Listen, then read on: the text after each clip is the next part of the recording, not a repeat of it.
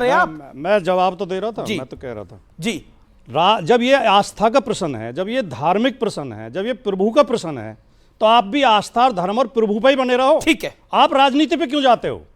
किसी राजनीतिक व्यक्ति ने ये नहीं कहा कि इससे हमारी वोट घटेंगी या किसी की वोट बढ़ेंगी या बढ़नी चाहिए या घटनी चाहिए।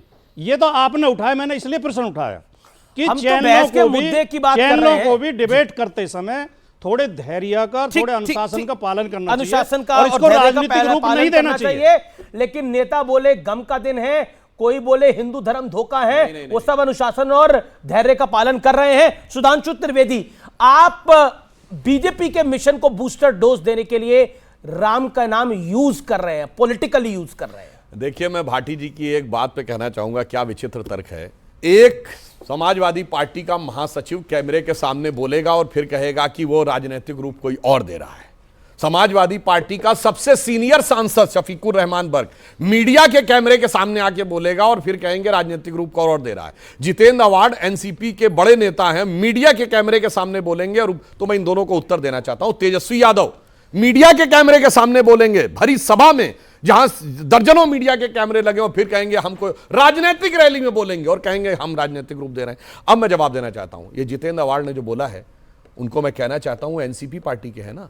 छत्रपति शिवाजी महाराज के जानता राजा नाटक का सर्वाधिक मंचन शरद पवार साहब ने कराया, जो बाबा साहब पुरंदरे का लिखा था, और उसमें इस बात का मंचन है शिवा बावनी, जो कि शिवाजी के दरबार के समय में लिखी गई। उसमें कहा गया है कि मोड़ राखे मुगल मरोड़ पातशाह राखे, मोड़ राखे मुगल मरोड़ पातशाह राखे, राम नाम रख निज रसना सुधड़ में।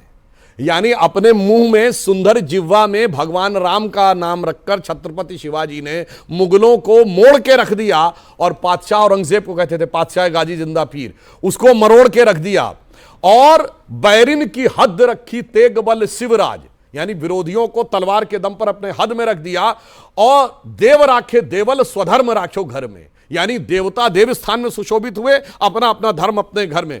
आज यही तो मोदी जी के जमाने में हो रहा है। मुगलिया मानसिकता वालों को मोड़ के रखा हुआ है, पातशाह वालों को तोड़ के रखा हुआ है, भारत विरोधियों को हद में रखा हुआ है, और हद तो इतनी हो गई कि ग्लोबल टाइम्स ने भी मोदी जी की तारीफ कर दी। भैया जो चाइना का मुखपत्र है सरकार का, वो भी मान गया कि भैया मोदी के जमाने में अच्छा काम हो रहा है।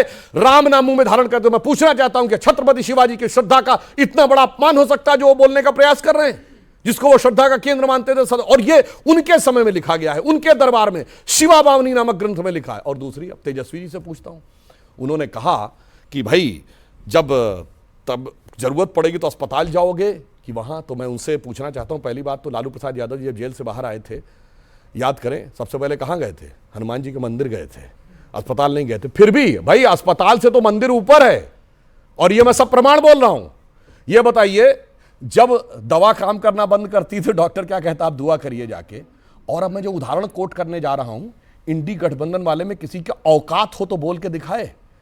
जहां दवा काम नहीं करती है वहां पे धार्मिक चमत्कार से वो ठीक हो जाता है। मदर टेरेसा को सेंटहुड इस आधार पे मिला है कि 2 लोगों की बीमारी बगैर ट्रीटमेंट के उनकी आत्मा ने प्रार्थना से ठीक कर दी। अब बताइए, अस्पताल ऊपर है या प्रार्थना ऊपर है? अब औकात हो तेजस्वी यादव जी की या इस इंडी गठबंधन में किसी की, तो इस पे सवाल उठाए, अन्यथा सारा ज्ञान सिर्फ हमको देने के लिए है।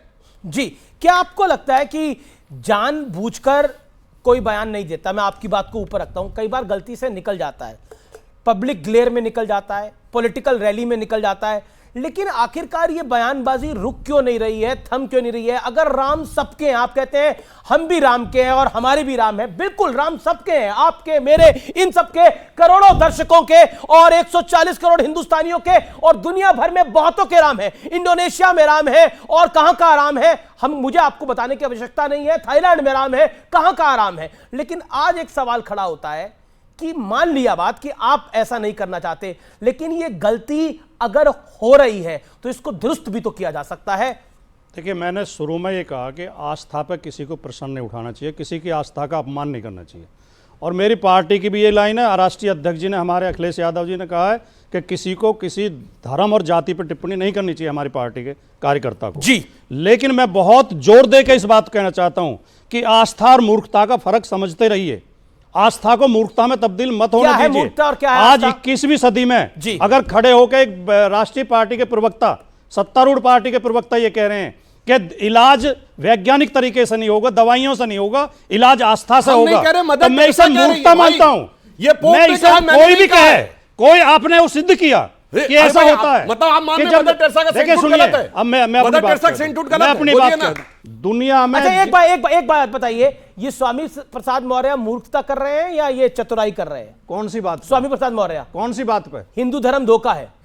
नहीं, ये बाबा साहब अम्बेडकर ने नहीं नहीं, कहा। मैं उन्होंने कब बोला उनको बाबा कोट साहब किया। अम्बेडकर ने हिंदू धर्म धोखा है? बाबा साहब बताइए अम्बेडकर कहां ने- बोला? बाबा ये साहब कमाल की अम्बेडकर बात ने- करें, बाबा साहब अरे, अम्बेडकर ने आप- कभी हिंदू धर्म को धोखा नहीं कहा। एनिहिलेशन ऑफ कास्ट पढ़िए उनका नहीं, लेख। उन्होंने हिंदू धर्म को धोखा नहीं उन्होंने कहा। तब उनकी पढ़िए 22 मैंने। प्रतिज्ञाएं पढ़िए आप। उन्होंने इन्होंने इस्लाम पढ़ के रखी बारे हैं। में जो पढ़ा वो बोलिए। नहीं, मैं उस बात पर कोट नहीं करना बहस कर शुरू रहा। करूं?